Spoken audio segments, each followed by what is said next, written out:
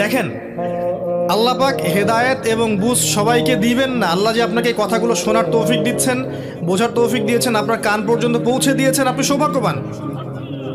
আল্লাহ পাক সবাইকে সুযোগ দিবেন না। 1999টা মানুষ জাহান্নামে যাবে, 1999টা মানুষ জাহান্নামে যাবে। এটা হাদিসে আসছে সহিহ বুখারীতে 4 বার।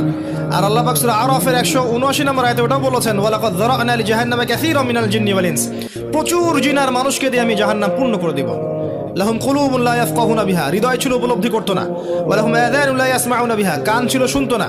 ওয়া লাহুম আ'য়ুনুন লা ইবসিরুনা বিহা, চোখ ছিল দেখতো না। উলাইকা কাল আনআম, এরা ছিল গবাদি পশুর মতো।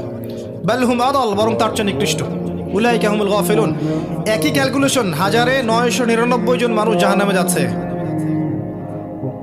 তো আপনি সৌভাগ্যবান, কারণ এই কথাগুলো আপনার পর্যন্ত পৌঁছেছে।